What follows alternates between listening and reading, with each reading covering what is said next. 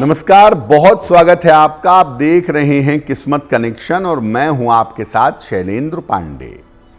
वसंत की शुरुआत के साथ बहुत सारे आनंद के और मंगल के पर्व आने लगते हैं। इन पर्वों में आनंद भी होता है, रंग भी होता है और रस भी होता है। इन्हीं में से एक पर्व है फुलेरा दूज का पर्व। आज हम बात करेंगे फुलेरा दूज के पर्व की और इसके महिमा की। तो जैसा आपको बताया कि वसंत की शुरुआत के साथ आनंद के और शुभता के पर्व आने शुरू हो जाते हैं। उसी में एक पर्व है फुलेरा दूज का, या बहुत सारे लोग फुलौरा दूज भी इसको कहते हैं। इसका महत्व क्या है? देखिए, फुलेरा दूज जो है ये मुख्यतः वसंत ऋतु से जुड़ा हुआ त्योहार है। वैवाहिक जीवन को और प्रेम संबंधों को अच्छा बनाने के लिए, जीवन में प्रेम लाने के लिए, आनंद लाने के लिए ये पर्व मनाया जाता है। फुलेरा दूज जो है ये साल का अबूझ मुहूर्त है, यानी इसको बहुत पवित्र दिन मानते हैं। और इस दिन बिना पंचांग के, बिना कैलकुलेशन के आप कोई भी शुभ काम कर सकते हैं। फुलेरा दूज के पर्व पर भगवान राधा कृष्ण की पूजा की जाती है और उनकी कृपा से जीवन में प्रेम का, आनंद का वरदान प्राप्त होता है। जिनकी कुंडलियों में प्रेम का अभाव हो या जिनके जीवन में सब कुछ होने के बावजूद आनंद ना हो, खुशियां ना हो, उनको फुलेरा दूज पर भगवान कृष्ण और भगवती राधा की पूजा करनी चाहिए। आप अपने वैवाहिक जीवन को, मैरिटल लाइफ को अच्छा बनाना चाहते हैं तो भी फुलेरा दूज के दिन श्री राधा कृष्ण की पूजा कर सकते हैं। फुलेरा दूज की एक बड़ी खास बात है जो शायद हम लोग उतना नहीं जानते हैं। फुलेरा दूज पर युगावतार भगवान राम कृष्ण परमहंस का जन्म भी हुआ था। तो भगवान राम कृष्ण परमहंस की जन्म जयंती भी फुलेरा दूज को मनाई जाती है और हम सबको मनाना चाहिए, क्योंकि भगवान राम कृष्ण जैसा अनूठा अवतार हो पाना बड़ा कठिन है। और इस बार फुलेरा दूज का जो संयोग है वो 1 मार्च को बन रहा है।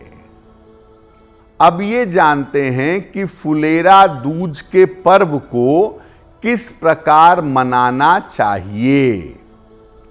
शाम के समय लगभग सूर्यास्त के आसपास स्नान करके, अगर महिला हैं तो पूर्ण श्रृंगार करें, अगर पुरुष हैं तो स्नान करके स्वच्छ वस्त्र धारण करें। भगवान राधा कृष्ण को सुगंधित फूलों से सजाएंगे और उनको सुगंध, चंदन की सुगंध और अबीर गुलाल भी अर्पित कर सकते हैं। उनको भोग लगाएंगे और भोग में सफेद मिठाई, पंचामृत और मिश्री आप अर्पित कर सकते हैं। इसके बाद आप भगवान राधा कृष्ण के चित्र या मूर्ति के सामने बैठिए, मधुराष्टक का या राधा कृपा कटाक्ष का पाठ करिए। वैसे सबसे उत्तम होगा कि आप मधुराष्टक का पाठ करें, क्योंकि ये आनंद का पर्व है। अगर मधुराष्टक का पाठ करेंगे तो जीवन में आनंद और खुशियां प्रकट हो जाएंगी। अगर आप ये नहीं पढ़ पाते मधुराष्टक या राधा कृपा कटाक्ष, तो राधे कृष्ण इसका आप अधिक से अधिक जप करिएगा।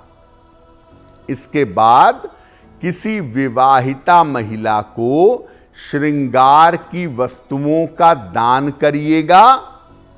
भगवान राधा कृष्ण से प्रार्थना करिएगा कि जीवन में आनंद और सुख प्राप्त हो।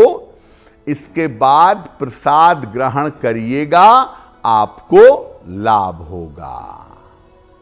अब ये जानते हैं कि जब आप फुलेरा दूज का पर्व मनाएंगे, श्री राधा कृष्ण की पूजा करेंगे, किन बातों का ध्यान रखेंगे, इस पर्व को मनाने की सावधानियां क्या हैं?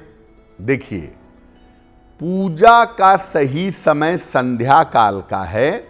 अगर समय नहीं है तो आप दिन में पूजा भले कर लें, लेकिन संध्या काल को शाम के समय पूजा करना ज़्यादा फायदेमंद है। रंगीन और साफ कपड़े पहन करके प्रेम से, आनंद से, खुश होकर पूजा करिए, बहुत अच्छा होगा। अगर आपको प्रेम के लिए पूजा करनी है, जीवन में लव लाइफ और रिलेशन के लिए पूजा करनी है, तो गुलाबी वस्त्र आप धारण करिएगा, अच्छा रहेगा। और अगर आप अपने वैवाहिक जीवन को बेहतर करना चाहते हैं, वैवाहिक जीवन को बढ़िया बनाना चाहते हैं, तो पीले वस्त्र का प्रयोग करने से आपको लाभ होगा। और जब आप पूजा के उपरांत भोजन करेंगे तो पहले भगवान को भोग लगाएंगे, इसके बाद पूजा करेंगे, इसके बाद भोजन करेंगे। ऐसा करने से आपको लाभ होगा। अब चूंकि भगवान को भोग लगना है, इसलिए सात्विक भोजन अर्पित करना ज्यादा बेहतर होगा।